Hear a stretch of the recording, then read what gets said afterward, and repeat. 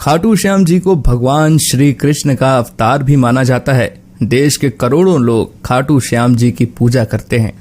खाटू श्याम जी के मंदिर में हर वक्त भक्तों का तांता लगा रहता है और विशेष रूप से होली से कुछ दिन पहले सीकर जिले में खाटू श्याम जी का विशाल मेला आयोजित किया जाता है, जिसमें राजस्थान सहित अन्य प्रदेशों के श्रद्धालु भी बाबा के दर्शन करने आते हैं। खाटू श्याम जी की कहानी महाभारत काल से शुरू होती है, जिसमें उनका नाम बर्बरीक था। बर्बरीक भीम का पौत्र और घटोत्कच का पुत्र था। बर्बरीक बचपन से ही एक बहुत अच्छा योद्धा था। बर्बरीक ने अपनी माँ से युद्ध कला सीखी थी। बर्बरीक देवी शक्ति का बहुत बड़ा भक्त था। एक बार बर्बरीक ने देवी शक्ति की कठोर तपस्या की। बर्बरीक की कठिन तपस्या से देवी शक्ति वहां प्रकट हुई। आंखें खोलो पुत्र। प्रणाम माते। तुम्हारा कल्याण हो पुत्र। मैं तुम्हारी तपस्या से अति प्रसन्न हूँ। बोलो, क्या वरदान चाहिए? माते, आपने तो मुझे दर्शन देके ही कृतार्थ कर दिया। अब तो बस एक ही अभिलाषा है, आप अपना आशीर्वाद मुझ पर सदैव बनाए रखिए, जिससे मैं अपना संपूर्ण जीवन दीन दुखियों की सहायता करने में व्यतीत कर सकूं। माँ, तथास्तु। तुम सदा दुर्बलों का सहारा बनोगे। मैं तुम्हें ऐसी शक्ति प्रदान करूंगी जो तीनों लोकों में किसी के पास नहीं है। पर याद रहे, तुम्हें इन शक्तियों का दुरुपयोग नहीं करना है। भगवती शक्ति ने बर्बरीक को 3 दिव्य बाण वरदान स्वरूप दिए। वे बाण अपने लक्ष्य को भेद कर वापस लौट जाते थे। इसी वजह से बर्बरीक अजय हो गया। बर्बरीक अपनी माता के पास पहुंचा और देवी शक्ति के दिए हुए वरदान के बारे में उन्हें बताया। माँ, मैं भी कौरव पांडव के युद्ध में जाना चाहता हूँ।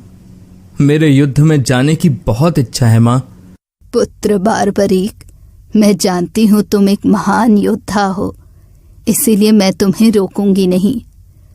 पर मुझे वचन दो कि तुम्हारे का सहारा बनोगे। तुम युद्ध में हारने वाले की तरफ से ही लड़ोगे। मैं आपको वचन देता हूँ माँ कि मैं युद्ध में हारने वाले की ही तरफ से लड़ाई करूंगा।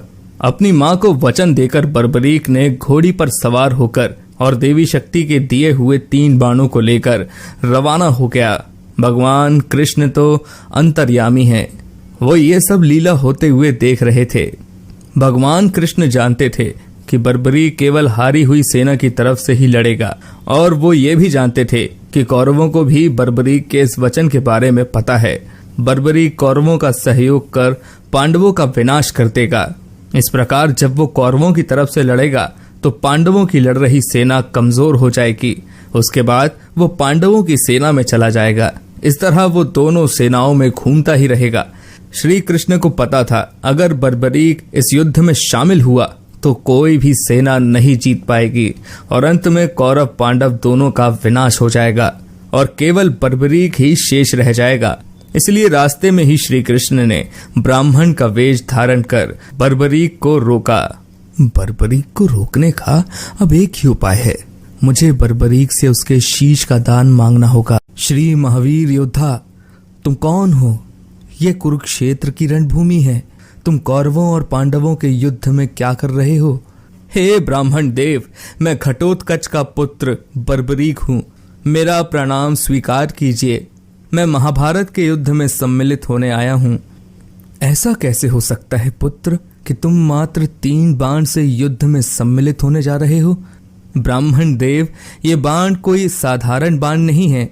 इनमें से मात्र एक बाण भी शत्रु सेना को परास्त करने के लिए पर्याप्त है, और ऐसा करने के बाद बाण वापस तरकश में ही लौट आएगा।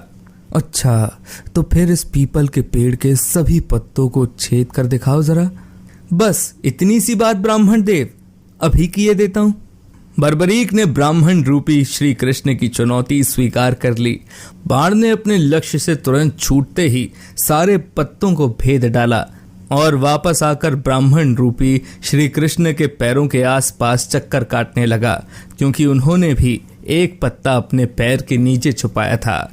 ब्राह्मण राज, अपना पैर यहाँ से हटा लीजिए, वरना ये आपके पैर को भी भेद देगा। ये तीर अपने लक्ष्य को पूरा किए बिना तरकश में नहीं लौटते हैं। बर्बरीक के तीर अचूक हैं, लेकिन अपने निशाने के बारे में खुद बर्बरीक को भी पता नहीं रहता है। असली रणभूमि में अगर मैं सभी पांडव भाइयों को अलग अलग कहीं छिपा भी दूं ताकि वो बर्बरीक का शिकार होने से बच जाएं, तब भी बर्बरीक के तीर किसी को नहीं छोड़ेंगे। इन अचूक तीरों से कोई भी नहीं बच सकता है। हे वीर योद्धा, मैं तुम्हारे साहस की सराहना करता हूँ। मैं तुमसे दान स्वरूप कुछ मांगना चाहता हूँ। ब्राह्मण राज, अगर मेरे वश में होगा तो मैं आपकी इच्छा स्वरूप दान की अभिलाषा जरूर पूर्ण करूंगा। मैं वचन देता हूँ ब्राह्मण राज, आप मुझसे दान में जो भी मांगेंगे मैं आपको मना नहीं करूंगा। मुझे तुम्हारा शीश दान चाहिए पुत्र, क्या तुम ऐसा कर सकते हो? आप कौन हैं? मुझे अपना परिचय दीजिए। आप मुझे ब्राह्मण नहीं दिखाई देते, कृपया करके मुझे अपने वास्तविक रूप से अवगत कीजिए। बर्बरीक की प्रार्थना करने पर भगवान कृष्ण अपने रूप में आ जाते हैं। बर्बरीक उन्हें प्रणाम करता है।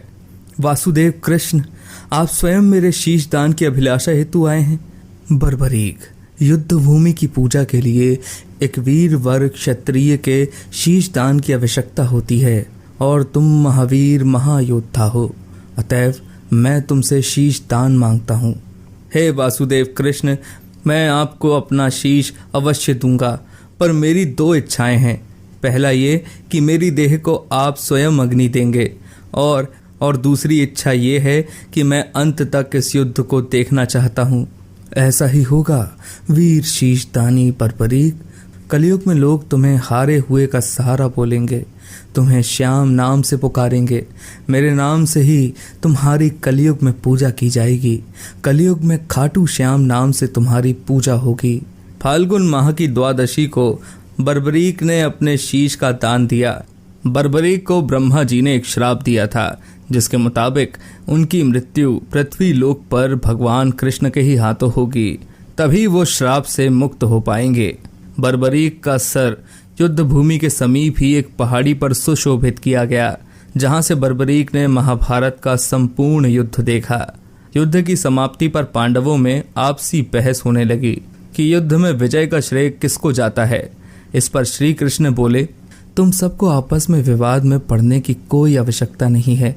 बर्बरीक का शीश संपूर्ण युद्ध का साक्षी है, अतः उससे बेहतर निर्णायक भला कौन हो सकता है। ठीक है वासुदेव, फिर हम इस निर्णय को जानने के लिए बर्बरीक के पास ही चलते हैं। पौत्र बर्बरीक, तुमने तो युद्ध को बहुत ध्यान से देखा है, क्या तुम बता सकते हो हम सब वीरों में से इस युद्ध को जीतने का श्रेय किसे जाता है? श्री कृष्ण ने ही इस युद्ध में विजय प्राप्त कराने में सबसे महान कार्य किया है। उनकी शिक्षा, उनकी उपस्थिति, उनकी युद्ध नीति निर्णायक थी। मुझे तो युद्ध भूमि में सिर्फ वासुदेव कृष्ण का सुदर्शन चक्र घूमता हुआ दिखाई दे रहा था, जो कि शत्रु सेना को काट रहा था। इस धर्म युद्ध को जीतने का संपूर्ण श्रेय भगवान श्री कृष्ण को ही जाता है। वीर बर्बरीक, तुम धन्य हो, तुमने बिल्कुल सही निष्कर्ष दिया है। इसके पश्चात सभी पांडव बर्बरीक के निर्णय की सराहना करते हैं और भगवान कृष्ण से क्षमा मांगते हैं, क्योंकि वो जानते थे यदि स्वयं वासुदेव न होते तो ये धर्म युद्ध जीतना असंभव था। धर्म की विजय स्वयं वासुदेव कृष्ण के कारण ही हुई थी। भगवान कृष्ण के आशीर्वाद से बर्बरीक को कलयुग में श्याम नाम से पुकारा जाने लगा। आज भी खाटू श्याम जी महाराज के अनेकों भक्त रोजाना उनके दर्शन करने आते हैं और उनसे मन वांछित फल की प्राप्ति भी करते हैं। पूरी कहानी देखने के लिए आप सभी का धन्यवाद। वीडियो को लाइक करें, शेयर करें, चैनल को सब्सक्राइब करें और बेल आइकन का बटन दबाना ना भूलें।